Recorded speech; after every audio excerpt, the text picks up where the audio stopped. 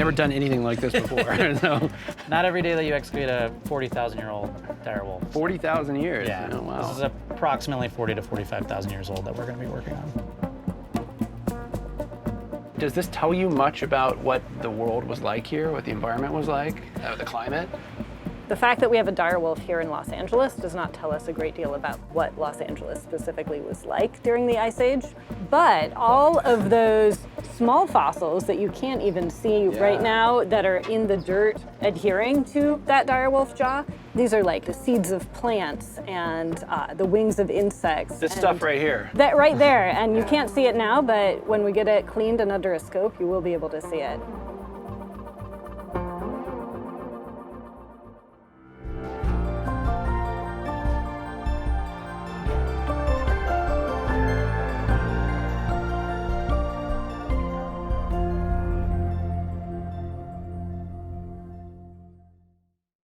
This episode of Lost LA was made possible in part by a grant from Anne Ray Foundation, a Margaret A. Cargill philanthropy, and the Frida Berlinski Foundation.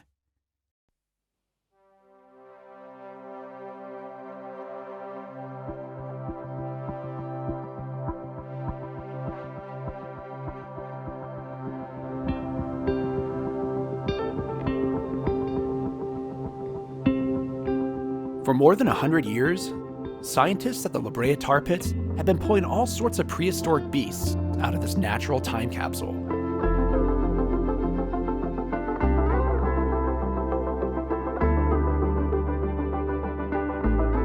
And if you think there's nothing left to find, think again. Now the hunt is on for microfossils. So small, you need a microscope to examine them.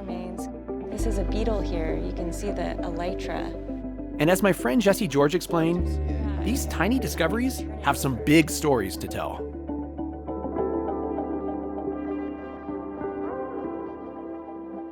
This is really such a treat to be able to excavate this. I don't think you let a lot of visitors do this. No. It's kind of like looking back in time a little bit. I mean, you're looking back in time right now. Yeah. Like literally. Yeah, that's, wow. What a cool job you have. Yeah. Yeah, there's also ground sloth in here, saber-toothed cats, multiple dire wolves, multiple coyotes, bobcats, and then tons of plants, insects, and other small mammals and birds. Lots of birds. So the stuff that I'm scraping away and brushing into this is all valuable stuff too. A teaspoon of that could contain up to 100 fossils. So you said this is 40,000 years old. Yes, this is a set of deposits here that were found pretty deep in the ground when the art museum next door to us built an underground parking garage about 14 years ago. That's part of why they weren't discovered 100 years ago when a lot of the La Brea tar pits were discovered, is because they were so deep, and because they're deeper, they also tend to be older. More sediment has had more time to accumulate on top of them. And so these represent sort of our oldest deposits. It's before the last time the Earth was at its coldest point, before it started warming into the current interglacial that we're in now. No single line of fossil evidence is ever giving you the full picture. So all of those parts are really necessary to illustrate what Los Angeles was like back in the Ice Age. Yeah. When we have these perspectives, we can really see things like responses to climate change, or responses to the arrival or removal of particular species, or responses to human actions, things like fires and other things that humans do to ecosystems that give us a much more holistic and comprehensive understanding. And we can pick up cycles that operate on scales that just aren't picked up in modern ecological studies. I guess none of us here want the animals we know to end up like this dire wolf. Right, yeah, so we're hoping that by studying and understanding both the causes and also the effects of this last extinction event, which was the biggest extinction event since the dinosaurs disappeared, we're hoping that we can help to prevent further extinctions today. So effectively, you've excavated everything that you need to. You've done an outline and made little trenches all the way around the fossil. Yeah. And it's gotten to the point where it's loose. Okay. And so very gently, you want to grab the middle of the fossil, Yeah. where it's most robust, and you're not going to break it. And Okay. you're going to wiggle it slowly and then gently pull up. Okay, yeah. I'm wiggling it and Okay. gently pull And it up. Gently pull up at the same time. Okay, here we go. Oh, it's a little sticky. Oh, I hope I didn't break it. Did I break it? No, you're good. So it Oh, wow. came out with another fossil. Oh, look at that. You can see it's like the surface of it. yeah. Here, really, like shiny. So you see that's the bottom of the jaw right here, Yeah, and then yeah. this is a cracked area where it's fragmented and his tooth is popping out, but it looks like the bone is right on top of the teeth and the teeth aren't fully erupted yet. Amazing. And this jaw should probably be out here. Okay. So it's not complete, but we it's a bag it? really nice fossil. So we're And then gonna all of that sediment you've got on there too is potentially full of microfossils that is going to tell us so much about environment and climate. So you're gonna take that over to the lab where you'll prepare fossils just like that and start looking for all the small stuff that's hidden in all the matrix.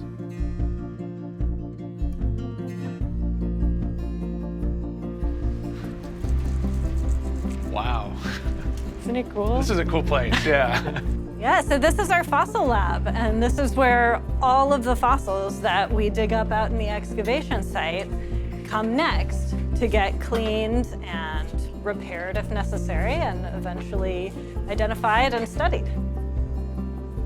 This is Stephanie, she's our lab manager, and Connie, Hi, a lab Nathan. preparator here. So Nathan just excavated a direwolf jaw out in box 9, and we thought we'd bring it in here and clean it up and take a look at what we've got. Perfect. Well, let's set you up. Okay. Do I get to wear one of your fancy lab coats? Yes, you do. Here we go.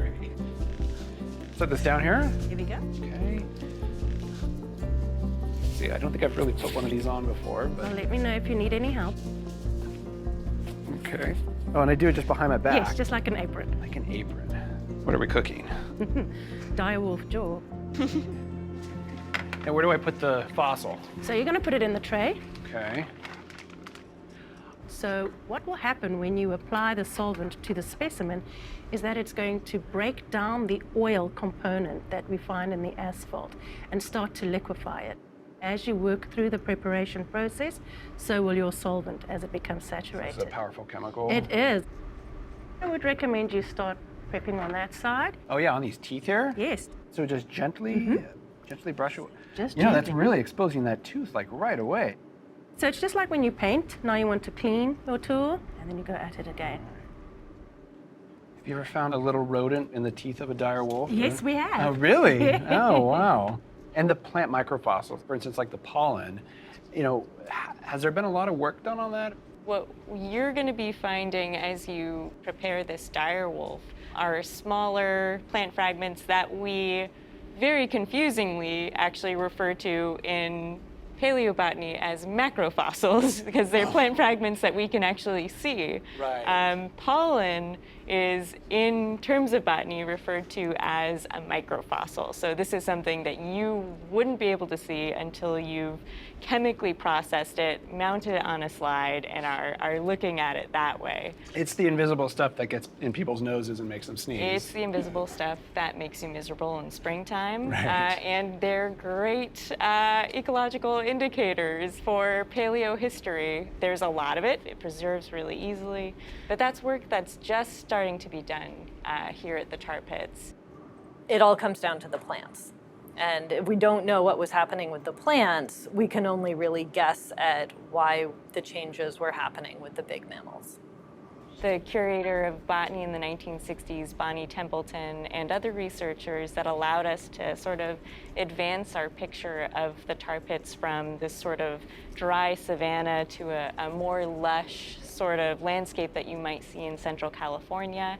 And the only issue with those studies in the past is they provided so much valuable data for us and revealed that sort of vision of what life would have been like so much more, but it was a static vision. They didn't have access to the funds or the availability of things like radiocarbon dating, so it's just all assumed that all of these plants were growing at the same time, that this, you know, large period that the tar pits represents, this 55,000 year, you know, time frame, was just sort of one picture of the Ice Age in Los Angeles, and we know that's not true. I'm going to hand this over to my colleague Connie, and she's going to show you all the little mysteries in that matrix. Awesome. Well, thank you very much. Yes. just over to this microscope. Okay. So yeah, feel free to take a seat Yeah. there. We've got a nice scoop of the matrix right there. And what you're seeing in that little pool of light under the microscope is showing on that screen right there. That's amazing. Wow. The way we sort is we use paintbrushes. They're really gentle. Okay. And they also, the bristles, as they pass by the material, they can actually help tell you what you're looking at. Probably noticed a lot of rocks. And this is a pretty rich can. Look at this. Oh, yes. So what's that? So that is a beetle elytra, or a wing covering. Lytra. And yeah, you can just see that the asphalt is so great at preserving the material because it just blocks oxygen and it blocks water. And so even chitin from insects gets preserved here. And what about this guy? Oh, that's a lizard jaw. Lizard jaw. I mean, that's got to be a tiny lizard, though, right? Because, how big would that lizard have been? That's a good question. So we have a couple different species of lizards here. Fence lizard, the alligator lizard. So yeah, these would have been pretty small lizards.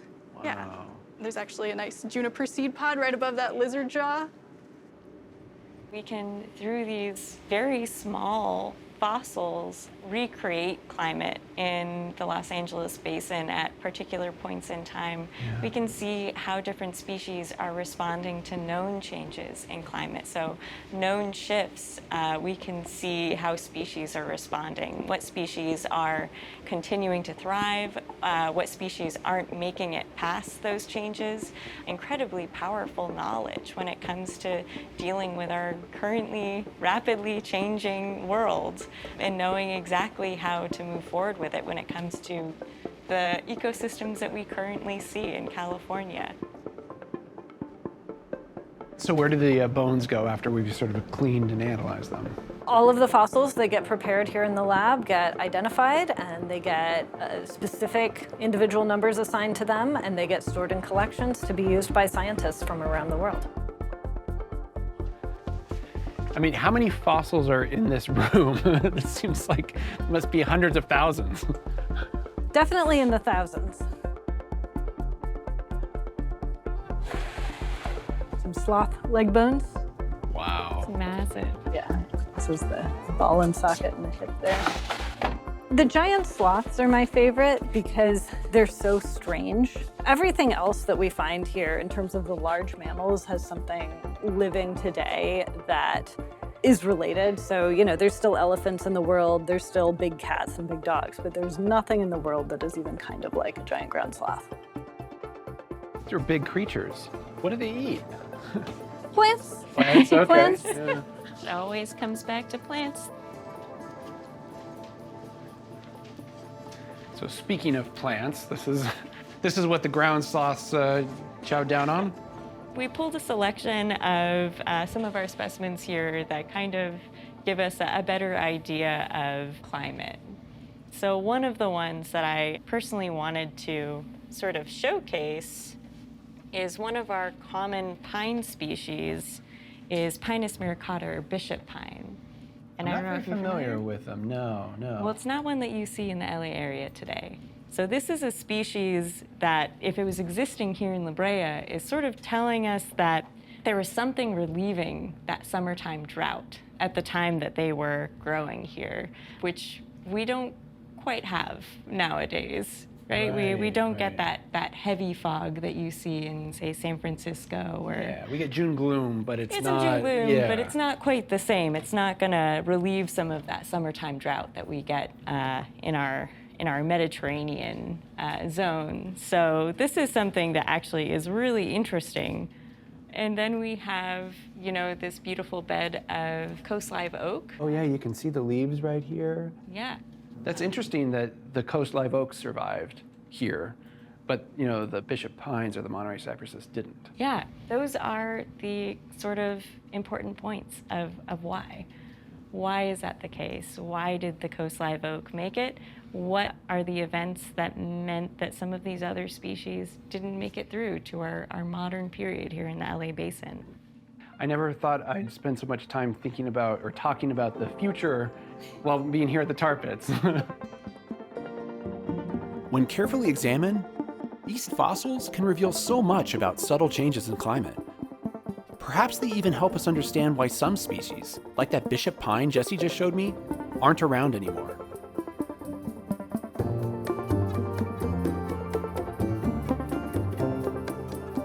If there's another place we can see how climate affects landscape, it's the Channel Islands. The islands are a kind of snapshot in time, thanks to their isolation from the mainland. Jesse and I set out for the island of Santa Rosa. It's one of 4 northern islands that actually used to be one large landmass, known as Santa Rosa. But then the climate began to change. The atmosphere began to warm, the ice melted, sea levels rose, and much of that super island ended up underwater. Hi there. Hi. Nathan. Hey, Amy. Hi, nice welcome to Santa Rosa. welcome to Yeah, Santa Santa Rosa, you guys. Hey, Jesse, how you doing? Let me take you over here and I want to show you this special spot. Okay, lead the way. I love these trees, yeah. I've never seen eucalyptus trees like this, ever. They grew sideways here, the wind blows so hard.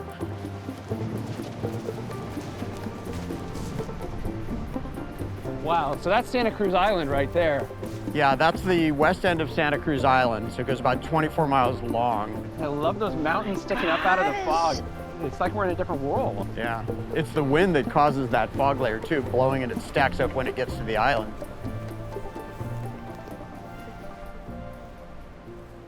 If we were to go back 400 or 500 generations, I mean, what would this look like? First of all, the islands would actually be all one big island, which I think is the thing that's really unique about this landscape, is that you have 4 separate islands today, but at the end of the last ice age, the islands actually formed one large island called Santa Rosa. The islands were probably more forested. They had a lot more pines and different kinds of trees on the island, probably more water as well. And then seas rose when glaciers started to melt. So when the seas started to rise and the landscapes in between the islands started to get inundated underneath the water, then the islands kind of formed how you recognize them today as the Channel Islands National Park, probably roughly about 7,000 years ago or so. I know that there's been fossil evidence that they've had for cypress, for pines, for Douglas firs. So I just love the idea that that small section of Torrey pine there may be the landscape that the first peoples of the island would have kind of interacted with and seen. Yeah. The earliest known evidence of human occupation on the island was actually human remains that were identified right over the ridge there on the other side of the island. And it was identified in Arlington Springs, and so we refer to it as Arlington Springs Man. Yet another reason why these are amazing, amazing places. It was identified in 1959 by an archaeologist named Phil Orr, who was associated with the Santa Barbara Natural History Museum. It would have been, again, a very different landscape at that particular time period. It would have been a little bit cooler, wetter, more water on the island. It would have had more trees on the island at that time period for at least a couple thousand years after that, until it started to change into a little bit more kind of how it is today. What's striking to me is that humans lived here for a couple thousand years before the sea started to inundate the land. And like, what must it have been like just for the people to see their homeland sink beneath the seas? I can only imagine. Just kind of seeing these areas where, this is a good spot for a particular species because they're in a certain marine habitat, for instance, and then, within your lifetime, you see that kind of change because it's gotten, deeper and deeper and deeper into the sea, into the subtidal area. So the land that they looked at changed, probably also their food sources changed, right? And they adapted to astounding changes in their environment. That's right, yeah.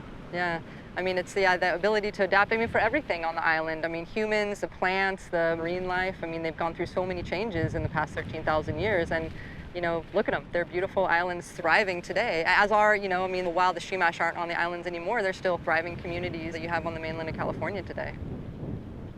So is that the sort of landscape that you're trying to preserve or restore here in the national park? Well, nothing will ever be exactly the way it was. Times have changed, but we can try to protect those species that exist only here, that again only have these islands in the world to exist in, whereas the grasses we see here that were brought in for grazing, these European annuals, they're everywhere. The native sponge grasses that exist just out here are just out here. So Arlington Man Over there. That's Yep, the site over other there. side, yep. And what about like some of the mammoth sites? Where did you find them? Well, there were mammoths all over San Jose. In fact, Probably I'll walking right here, actually. Yeah. Probably.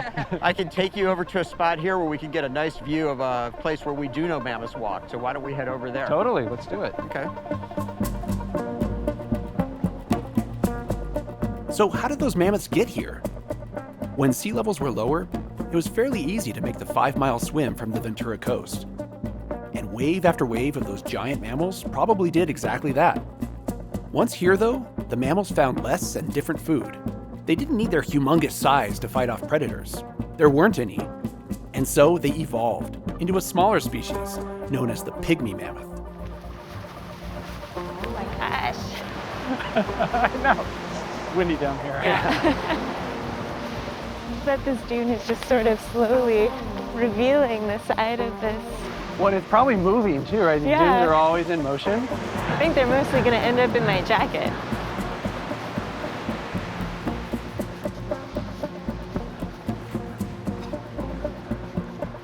I brought you down here because this spot right here is Carrington Point, and that's a spot where in 1994, the most complete pygmy mammoth skeleton ever found on the Channel Islands was located. And it was just on the other side of the ridge line there.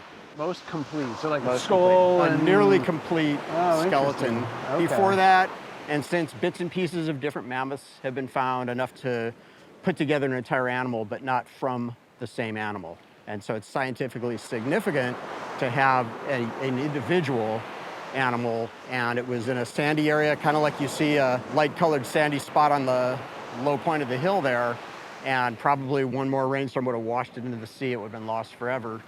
So erosion was threatening it, but erosion is also what exposed it. Exactly. Yeah. Exactly. Is there any evidence of interaction between mammoths and humans here? We haven't found any evidence of mammoth remains in cultural sites. There has been dating of mammoth remains that is relatively close to 13,000 years, but we haven't identified any significant overlap at this time, either through dating of remains or through evidence of it within cultural sites. But if we do think that humans were here, say 14, 15, 16, 17,000 years ago, then there would have been overlap between them, Yeah. but we just need to find that evidence. And it may be underwater. It may be underwater, that's right. Ideally, maybe we'll find the next La Brea tar pits out there. The story of the Channel Islands is all about the will to survive, to adapt to your surroundings. But you have to wonder, what will today's climate do to fossils we haven't discovered yet? Will the rising sea put them out of reach forever?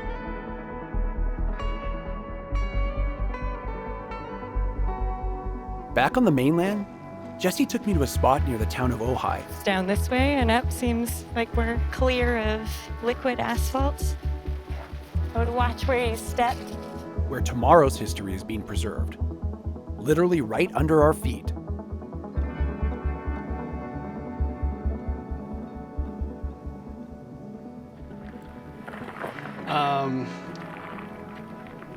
It's just kind of, oh wow, look, it's like, you can understand how like a very powerful mammoth could get stuck. I mean, like, I really have to work to lift my leg out of that. Absolutely. Wow. If you're not paying attention, it really doesn't take much in that. The heavier you are, the more likely you are to get stuck. So I think actually I have the advantage here, Right. operating in this terrain.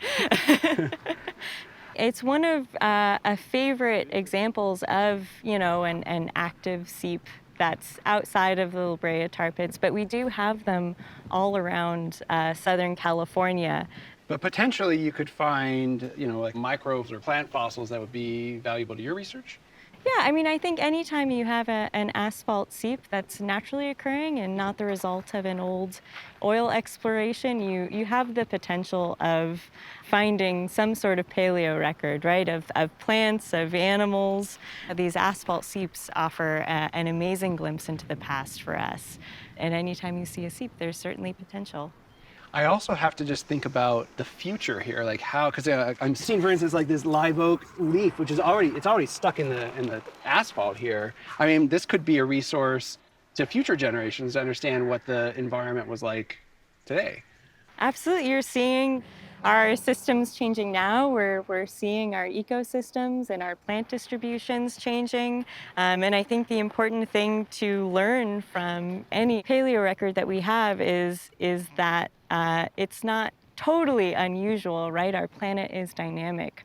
Things have been changing as long as we can see back in time. And it's the tools that we can gain from looking back in time, using these archives to see how things were responding, into what, into why, and when, and did they bounce back, or did they cease to exist in certain areas, that give us really important tools for addressing the changes you mentioned in the future. These places, they're always sort of framed as being about the past, but in some ways they're about the world we're living in and the world we'll live in tomorrow. Absolutely. Yeah. If there's one constant here, it's that everything changes. When we study what came before us, it helps us understand how change is always happening and the role we play.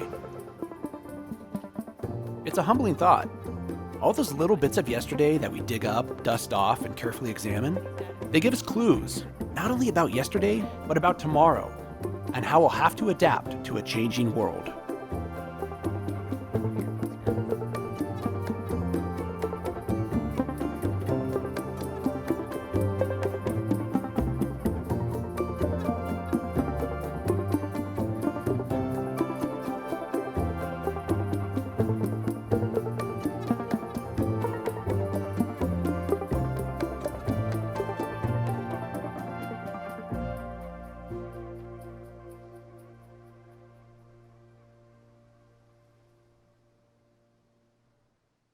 This episode of Lost LA was made possible in part by a grant from Anne Ray Foundation, a Margaret A. Cargill philanthropy, and the Frida Berlinski Foundation.